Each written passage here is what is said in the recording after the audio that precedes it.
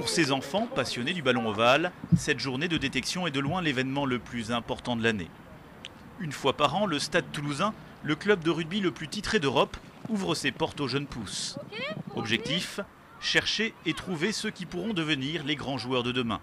Et plus important encore, détecter la perle rare avant les autres grands clubs. Fonce, fonce, fonce, fonce. Plus de 100 garçons venus de tout le sud-ouest de la France ont fait le déplacement pour tenter d'intégrer l'école de rugby du Stade Toulousain. Seuls 20 d'entre eux seront retenus par les sélectionneurs du club. La compétition est rude. Ces jeunes n'ont que quelques heures pour montrer le meilleur d'eux-mêmes. Il y en a très peu qui passent, mais le but, si on pouvait les amener tous au niveau de l'équipe première, c'est qu'on ferait du bon boulot.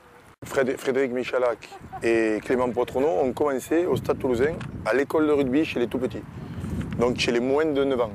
Et il n'empêche qu'aujourd'hui, ils ont la carrière que l'on connaît. Certains de ces enfants ont à peine 6 ans. Le sud-ouest de la France est une des rares régions d'Europe où dès le plus jeune âge, les garçons rêvent de devenir avant tout des stars de rugby plutôt que des joueurs de football. Les parents, cantonnés sur la ligne de touche, ont du mal à cacher leur nervosité. La plupart d'entre eux savent très bien que leur enfant a peu de chances de devenir un jour un joueur de rugby professionnel. Mais ce qui les attire dans ce sport sont les valeurs que véhicule le rugby. J'étais plus partante pour le rugby qui développe plus l'esprit d'équipe, l'esprit de camaraderie, un esprit qui me convient davantage que le foot. Je pense que le collectif, ça peut lui amener beaucoup. En quel sens? L'esprit d'équipe, avoir un peu un sport, je dirais, où on a besoin de s'appuyer également sur des amis et de créer quelque chose ensemble. Je crois que ça peut lui faire du bien. Les entraîneurs ne révéleront pas avant plusieurs semaines le nom de ceux qui intégreront l'école de rugby.